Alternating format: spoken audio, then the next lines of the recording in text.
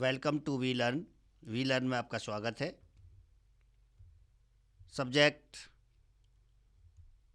Dynamic assets management, session number 8।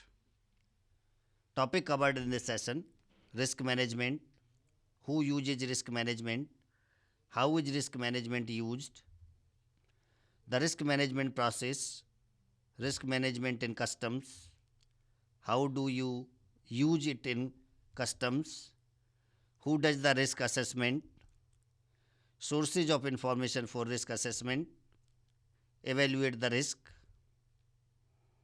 and now risk management। जैसा कि मैंने आपको प्रीवियस सेशन में बताया था कि रिस्क क्या होती है, अब उस रिस्क को मैनेज करना किस तरह से उसे मैनेज करते हैं वो इस सेशन में आपको बताएंगे। रिस्क मैनेजमेंट के लिए गुड मैनेजमेंट प्रैक्टिस की आवश्यकता होती है। Process steps that enables improvement in decision making, ऐसे स्टेप्स उठाने होते हैं जिससे कि डिसीजन मेकिंग इम्प्रूव हो। लॉजिकल और सिस्टमेटिक अप्रोच आप यूज करेंगे तभी आपकी रिस्क मैनेज हो सकेगी। आइडेंटिफाइंग अपॉर्चुनिटी, और नई अपॉर्चुनिटीज़ को आइडेंटिफाई करना होता है। एंड देन अवॉइडिंग और मिनिमाइजिंग लॉसेज, और लॉसेज को कम करना होता है या अवॉइड करना होता है। यही आपका रिस्क मैनेजमेंट कंसेप्ट है। रिस्क मैनेजमेंट स्टेपिंग्स होती हैं। Risk management is a methodology that help managers make best use of their available resources management. Risk management एक मेथोडोलॉजी की तरह होता है, एक way to manage the things होता है।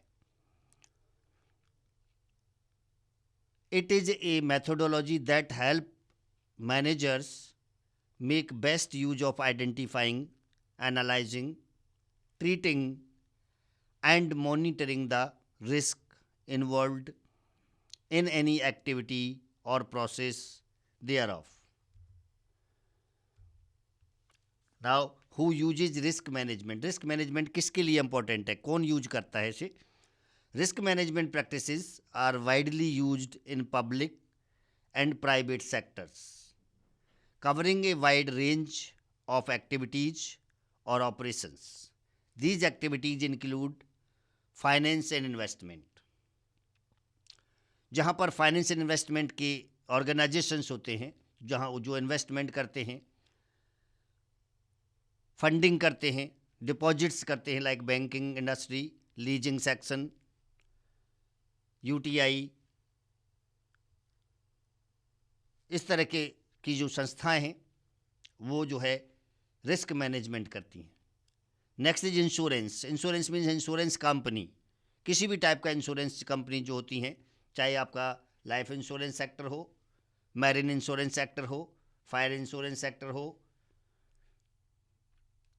व्हीकल इंश्योरेंस सेक्टर हो, किसी भी सेक्टर के इंश्योरेंस कंपनी को रिस्क मैनेजमेंट करना होता है। हेल्थ केयर के अंदर भी हम रिस्क मैनेजमेंट करते हैं, जहाँ पर हॉस्पिटलिटी की बात आती है, हॉस्पिटल्स की बात आती है, वहाँ पर जो है रिस्क मैनेजमेंट किया जाना चाहिए। Next is public institutions. Public institutions like public sector, banking or any other institutions. Then government is also aware about the risk management process.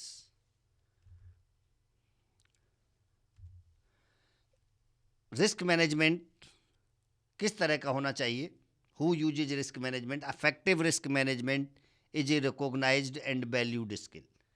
एक असरदार रिस्क मैनेजमेंट होना चाहिए। फ्यूचर के बहुत सारे कंसेप्ट, पास्ट का एक्सपीरियंस, कंसिडरेबल पॉइंट्स, इन सब को अगर हम साथ लेकर के मैनेजमेंट करेंगे तो डेफिनेटली आपका मैनेजमेंट इफेक्टिव होगा। Educational institutions have formal study courses and award degree in risk management.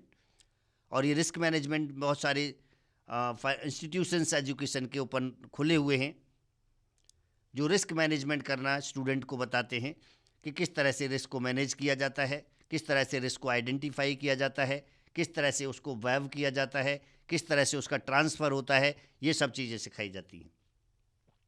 Risk management process is well established international RM process standard, और इसके लिए जो है इंटरनेशनल रिसर्च मेथोडोलॉजी प्रोसेस होते हैं, जो रिस्क मैनेजमेंट प्रोसेस स्टैंडर्ड के नाम से जाने जाते हैं, और उनसे जो है रिस्क मैनेज की जाती है।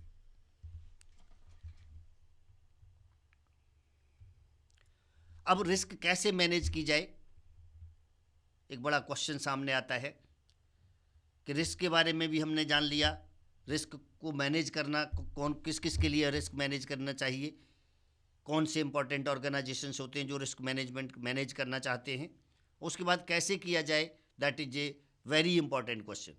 सो the risk management process steps are a generic guide for any organisation regardless of the type of business activities or functions. There are 7 steps in the risk management process. Risk management के 7 steps होते हैं।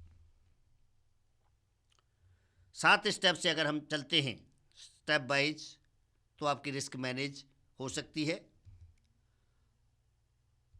और वो steps क्या हैं? The basic process steps are, सबसे पहले establish the context. Context means आपकी रिस्क मैनेज करने में क्या क्या सम्मिलित है। जैसे हम प्रोजेक्ट बनाते हैं तो प्रोजेक्ट के अंदर पहले पेज में कंटेक्स्ट लिखते हैं, तो पहले कंटेक्स्ट आपको लिखने ले हैं कि कहाँ कहाँ पर रिस्क होने की पॉसिबिलिटी है। देन आइडेंटिफाई द रिस्क, और कितनी रिस्क होगी, किस किस प्लेस पर होगी, वो हम आइडेंटिफाई करते हैं। उसके बाद एनालाइज, रिस्क का विश्लेषण किया जाता है कि मैक्सिमम कितनी रिस्क हो सकती है, मिनिमम कितनी रिस्क हो सकती है, कितने परसेंट चांस रिस्क होने के हैं और कितने परसेंट नहीं है। That means the chances of happening and miss happening of the event, ये हम एनालाइज के स्टेप्स में कैलकुलेट करते हैं।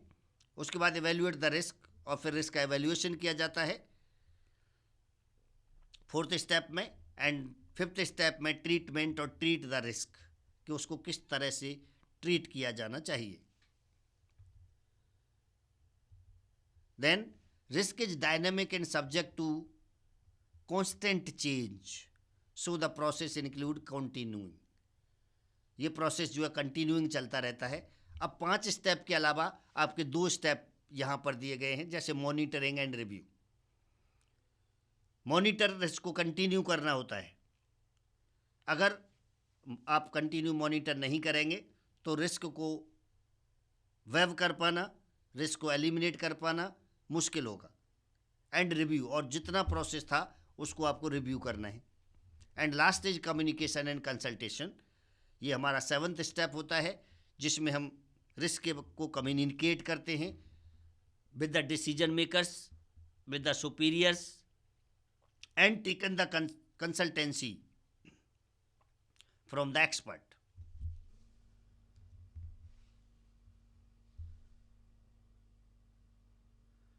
And now the risk management process.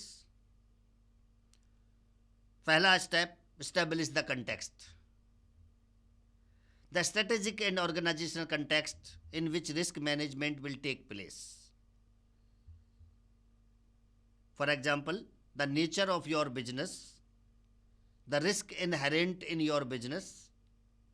आपके बिजनेस का नेचर कैसा है, उसके इनहेरेंट क्या हैं, एंड योर प्रायोरिटीज़, और आप किस चीज़ को प्रायोरिटीज़ देना चाहते हैं। इसके बाद कम्युनिकेट एंड कंसल्ट।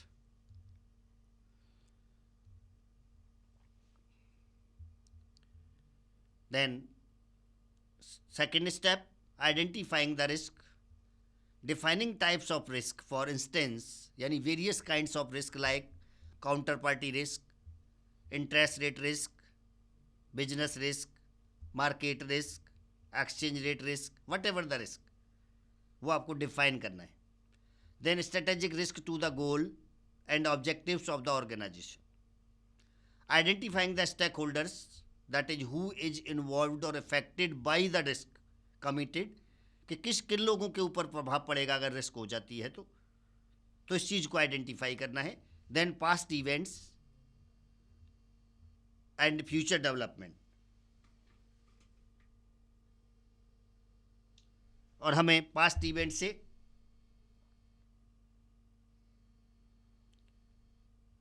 पिछली घटनाओं से ट्रेंड निकालने हैं और फ्यूचर डेवलपमेंट करना है।